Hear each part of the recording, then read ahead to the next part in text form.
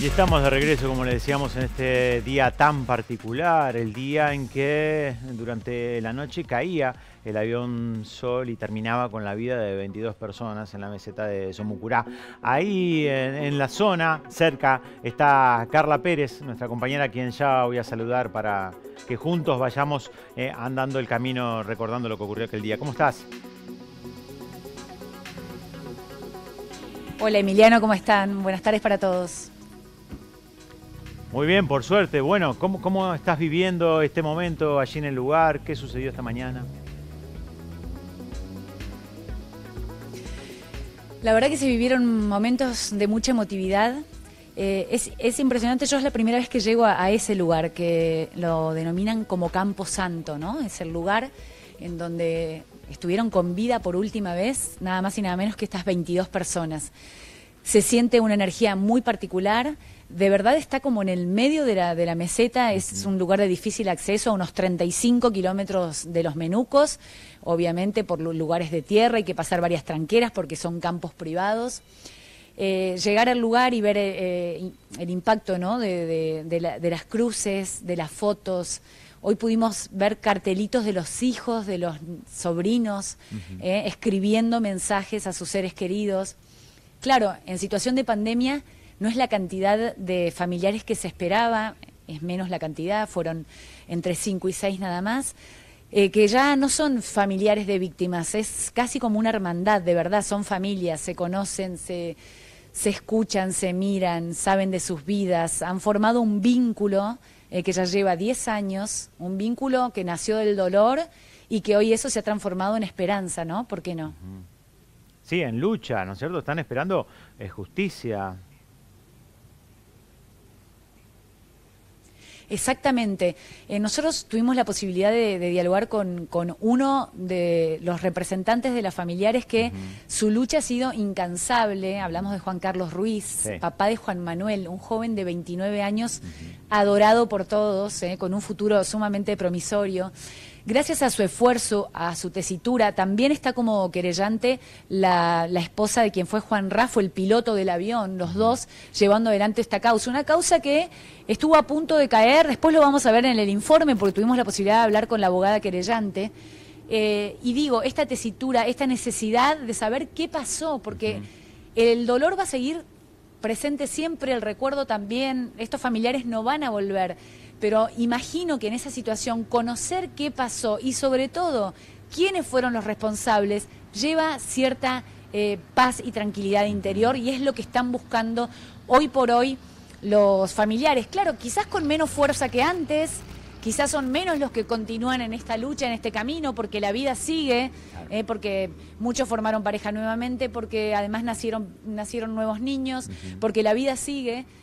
Sin embargo, yo creo que esa sensación de sabor amargo de la injusticia no puede dejar vivir tranquilo a nadie. Carla, este lugar al que se llega incluso a campo traviesa, porque nos contaban los pobladores que no hay ni siquiera caminos. Hoy llegaron algunos familiares, me decías, y hubo una misa. Hubo una misa, además presidida por el mismo sacerdote que era el párroco en ese momento, hace 10 años atrás. Así que imagínate, él los ve a los familiares Claro. año tras año, pero además nos contaba esto, que se llaman por teléfono, saben de sus vidas. Lamentablemente esta situación de pandemia y de COVID lo que generó es que muchas familias sumen dolor, ¿no? Porque han perdido familiares. El propio sacerdote, quien también pudo sobrepasar al COVID, su mamá murió de COVID. Entonces, hoy presencié en el momento en que se daban el pésame por las pérdidas en otras situaciones, ¿no? Que nada tenga que ver con la tragedia, pero el mismo padre es el que es su guía espiritual, el que los apoya. Hoy en un momento él le decía, yo el año que viene ya no voy a estar porque me tengo que ir. No, no te tenés que ir, por favor no lo hagas. La verdad era muy emotivo ver ese vínculo que se generó desde el dolor, ¿no? Si te parece, vamos a hacer memoria, vamos a repasar un poco aquel trágico día.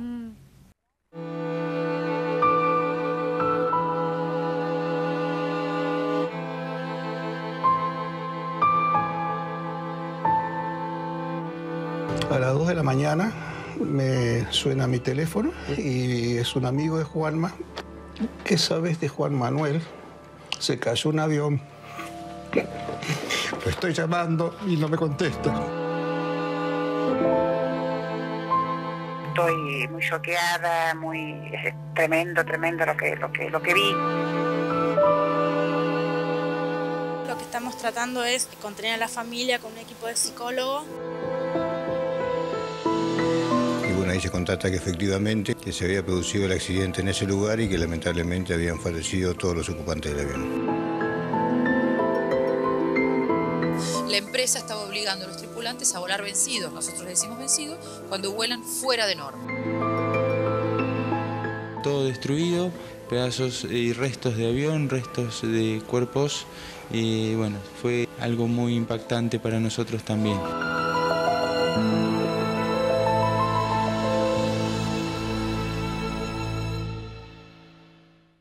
Es una jornada especial la de este noticiero para Río Negro y para el país. Sin dudas, porque vamos a hablar de la tragedia que está sacudiendo al país. Este accidente aéreo que ocurrió aquí en la línea sur rionegrina, unos 35 kilómetros de Los Menucos. 22 personas, hay 22 familias destrozadas, 22 víctimas, había 19 pasajeros y dos pilotos y también una azafata.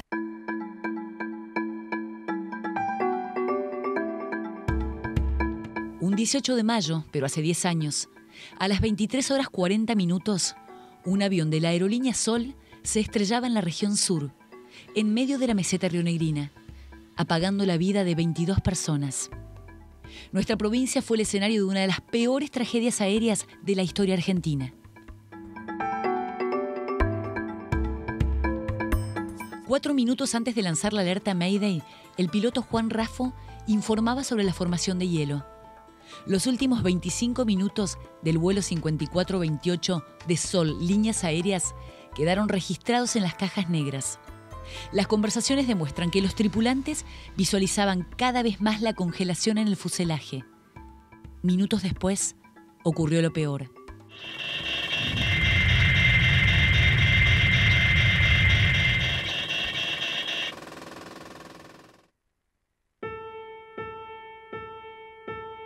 Las cámaras de Canal 10 registraban en el lugar de la tragedia un panorama desolador.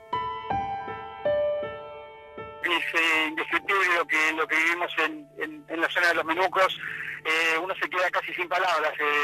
Uno cuando llegó al lugar pensaba encontrarse con un pedazo de un avión y no encontramos nada, absolutamente nada, solamente una mancha negra ahí en el terreno. El avión en su descenso pasó a metros de una vivienda. Los escasos pobladores quedaron consternados ante una realidad tan impactante. Y el pedacerío del resto de avión, que se llama chapa, y no sé si sería el manejo, no sé qué parte del avión era, que están todos pedaceríos. Todavía había fuego ahí, no sé si era alguna parte plástica del avión o eran las matas que estaban ahí prendidas que nosotros no lo acercamos porque no lo dejaron los bomberos para que no le dejáramos rastro y para los peritajes, según ellos. Entonces, de pensar que no había ningún sobreviviente, que era un avión nomás, y qué sé yo, decíamos, que uno se pone a pensar, los familiares que estaban esperando a los jueces, de ahí están todos parramados, seguro.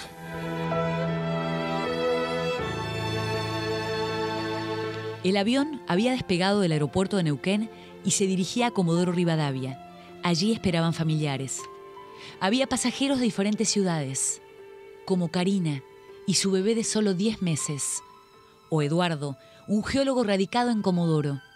Muchos operarios petroleros, Sara, comerciante, o Gustavo, gerente del banco. Se perdió también la vida de Juan Manuel, con un futuro promisorio a sus 29 años. Juan, quien piloteaba la nave. Tantas personas, tantas historias, tanto dolor.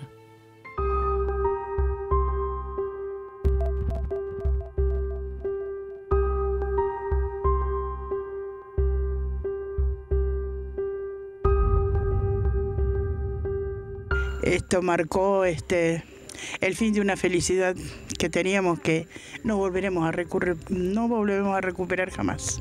Jamás. Con mucha tristeza, con una nena de 1 año y 9 meses, con una bebé en la panza. Realmente fue bastante complicado seguir, pero bueno, una mira las niñas y no queda otra que juntar fuerzas y proyectar el sueño que teníamos como cuando nos casamos. Cada año pase, seamos menos, pero con la misma causa y el hecho de que algún día tener la esperanza de saber qué pasó y que haya justicia.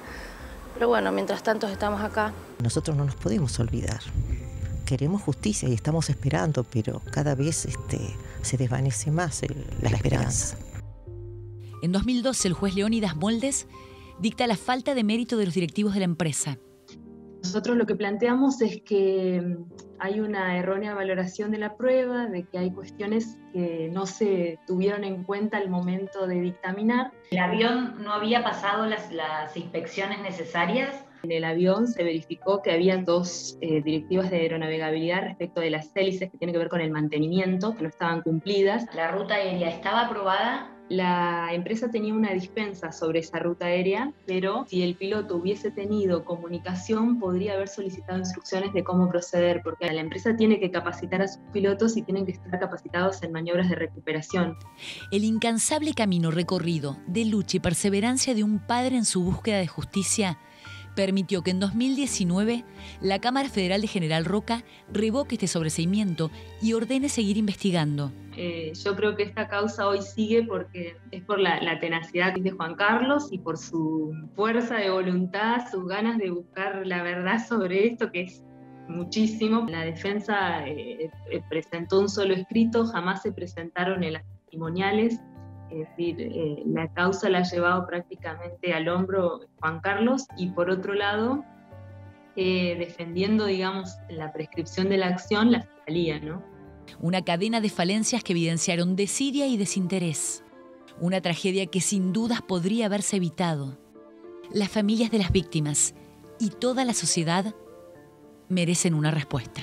Todos los ciudadanos merecemos conocer quiénes son los responsables de una tragedia como esta, sobre todo porque en aeronáutica hay muchísimo riesgo. El avión no era aeronavegable, es decir, el lugar del avión era la tierra y no tenía que estar volando.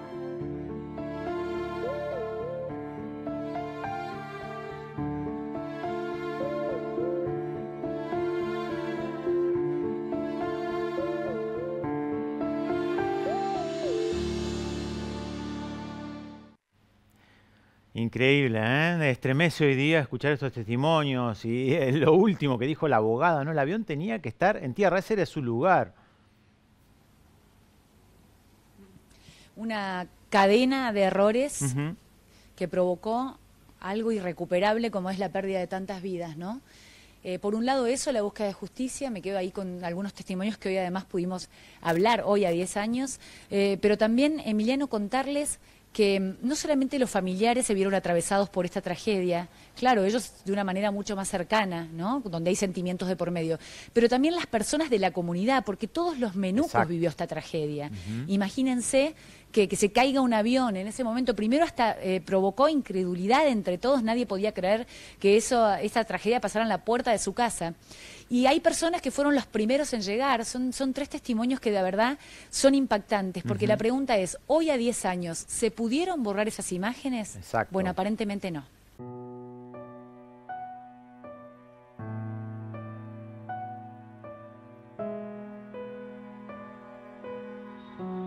Sentimos el ruido del avión y bueno, yo no salía a mirar en ese momento. Después que pasó ya, yo pensaba qué podía pasar y no me animaba de salir afuera a mirar.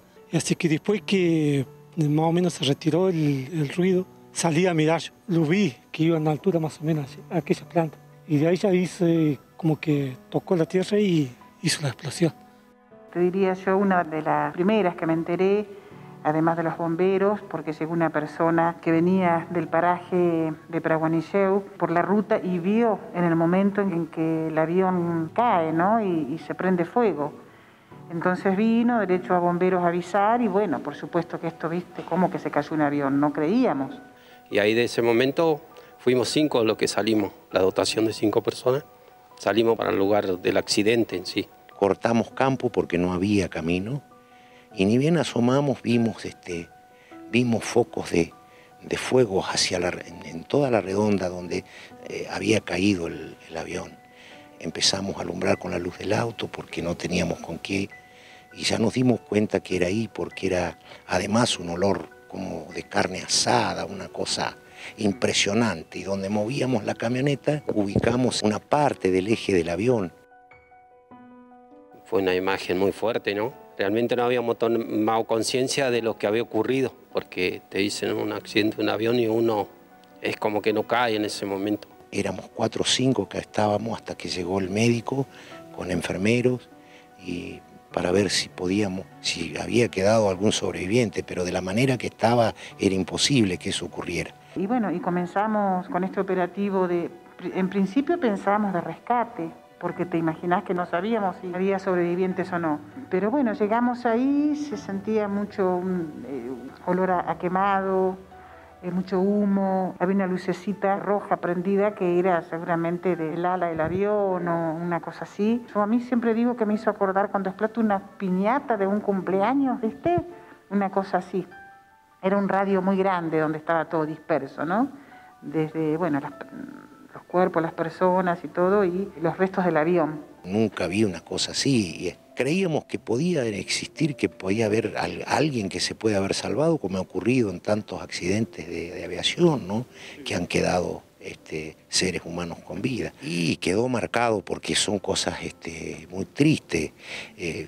Después supimos con el tiempo que eran 22 pasajeros, familias de muy lejos. Y ahí me tocó lo más triste, que era contenerlos, ¿no? Recibí una carga emocional muy grande en esos días porque yo estaba recibiéndolos ahí, los llevaba adentro, ahí los recibía la psicóloga y la atendían ahí en el mismo gimnasio. Realmente fue un momento muy duro, me quedó muy marcado hasta ahora. Es muy difícil ver lo que vi en ese momento, ¿no?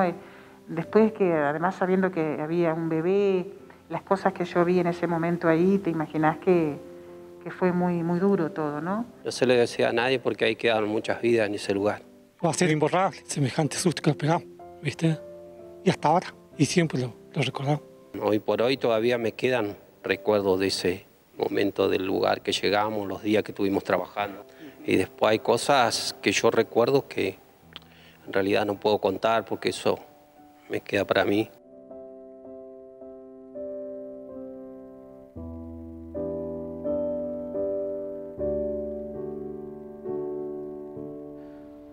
Sin duda nos emociona a todos, ¿no es cierto? A ellos que lo están recordando porque lo vivieron ahí, en el momento, la precariedad de los recursos, el tener que actuar de manera inmediata, como nuestro caso como periodistas también, ¿no es cierto? Fue realmente muy impactante, procesar durante 12 horas el material que nuestros compañeros hacían, la decisión de la empresa, ¿no es cierto?, de ir hasta el lugar, los primeros en llegar ahí, las imágenes más oscuras, ¿no es cierto?, cubiertas por Sergio Salazar. Luego en la avioneta que iba Gabriel Diomedi, que también nos contaba el temor, porque se había caído un avión y a él lo mandaron a cubrir desde el aire el lugar, ¿no es cierto? Se manejan distintas sensaciones en un hecho histórico para Río Negro y el país, ¿no?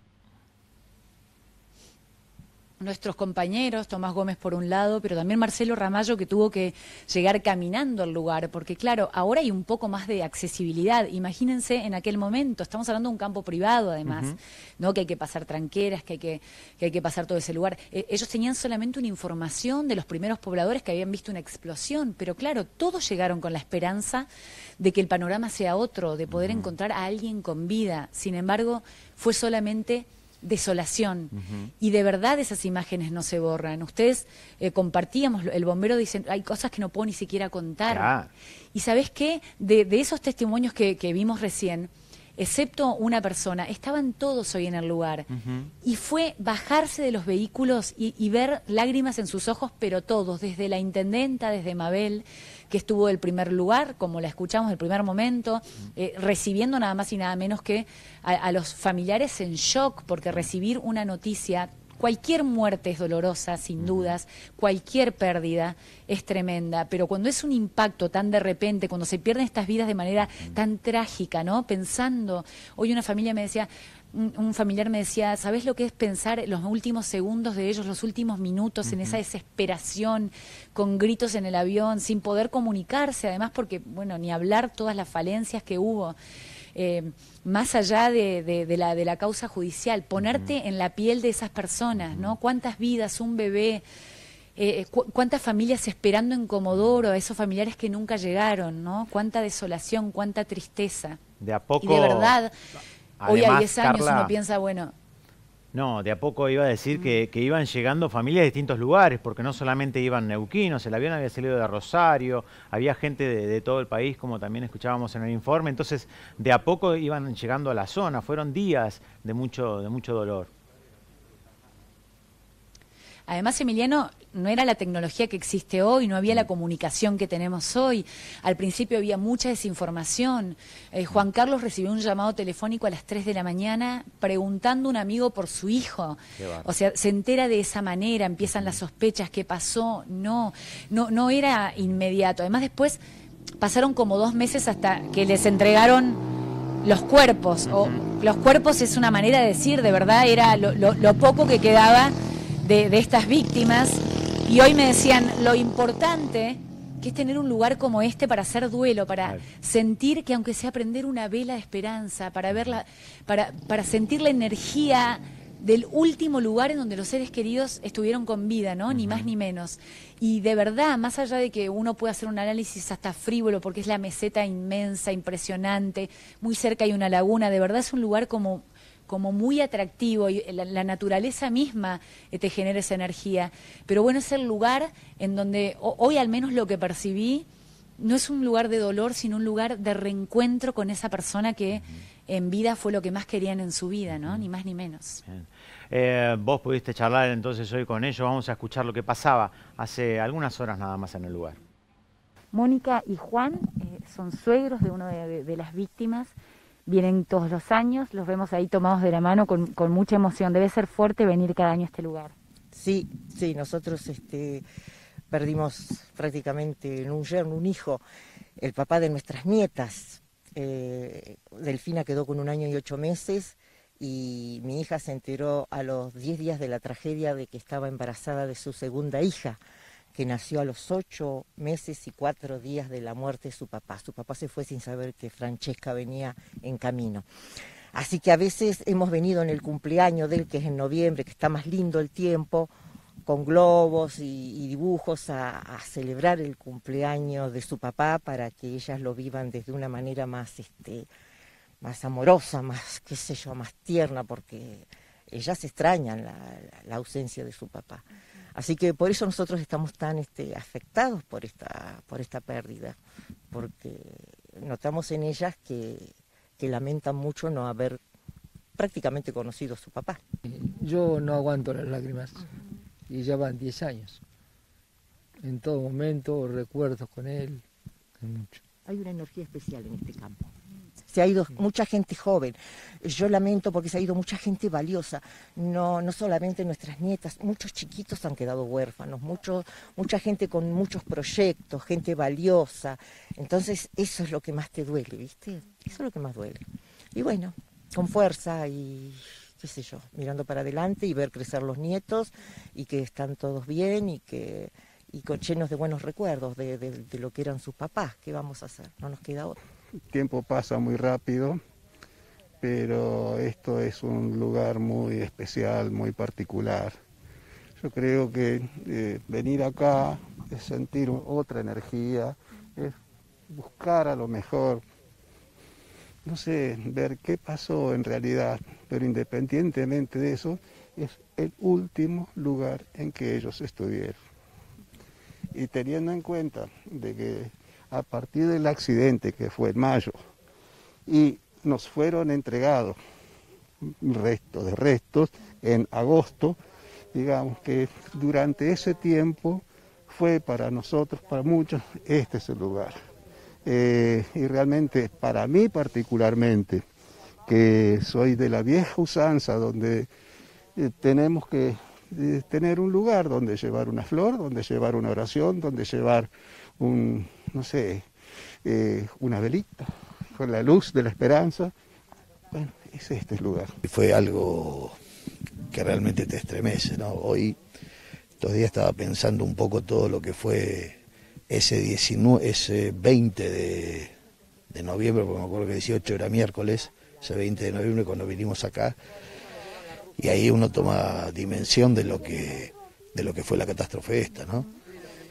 Y bueno, sabemos que acá quedó este Camposanto, están ellos cuidándonos, pero como siempre digo, ¿no? Las tragedias en la Argentina muchas veces pasan los años y no hay justicia, y el reclamo de justicia es permanente, ¿no? En toda tragedia que hubo en la Argentina, pero en esta más todavía.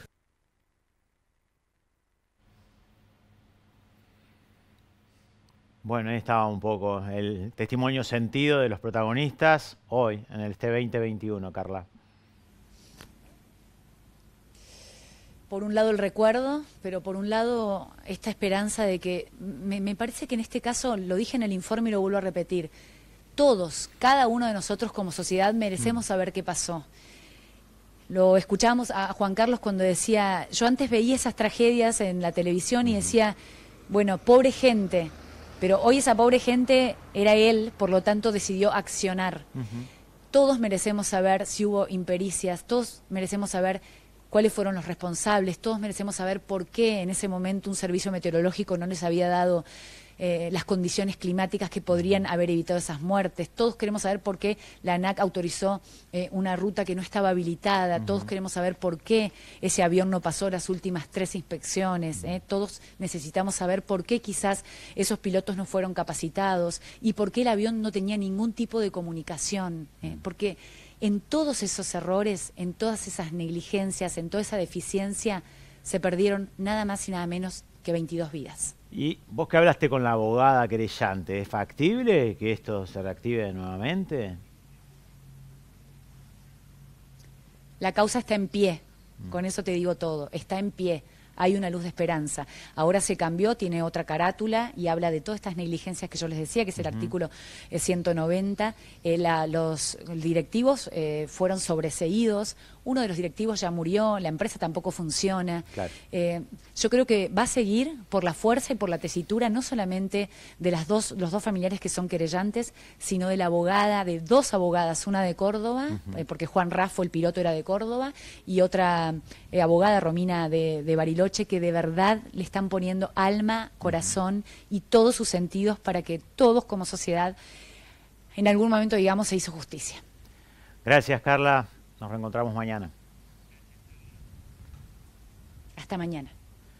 Nuestra compañera en vivo allí desde la región sur, de donde, bueno, ocurrió este hecho, ¿no es cierto? Un día como hoy, cerca de las 12 de la noche. Vamos a repasar algunos detalles, sí, que tenemos aquí de lo que habla la justicia, de esta palabra que conocimos por la tragedia, el engelamiento, la formación de hielo en la superficie de los aviones cuando, bueno, hay nubes con gotas y temperaturas bajo cero, la altura a la que iba el avión o donde se produce el engelamiento, que es lo que al menos los pilotos dicen que vieron sobre las alas del avión, como percibíamos allí en el documental. Las características, un avión muy chico, con poca gente iban, 22 víctimas fatales, 18 pasajeros, un bebé, una criaturita que recién empezaba a transitar su vida y 3 personas vinculadas a la tripulación, los pilotos y la azafata. Un avión que no era de aquí o que no había salido de nuestra región, sino que venía de Rosario, hizo escala en Mendoza, luego en Neuquén, de donde partió a las 11:05 de la noche para terminar cayendo en la meseta de Somucurá a las 12 menos cuarto. El destino final, Comodoro Rivadavia, pero para todas esas vidas terminó el viaje en la meseta de Somucurá en Río Negro. Una tragedia que espera justicia. Todos esperamos saber qué pasó, o al menos quién es o qué fue lo responsable de estas pérdidas.